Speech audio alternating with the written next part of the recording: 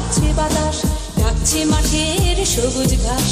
ও ছেলেরা খেলা ফেলে শুধুই কেন পড়তে যাস? এই কি তোদের চাওয়া নাকি ভর করেছে কালের বুক?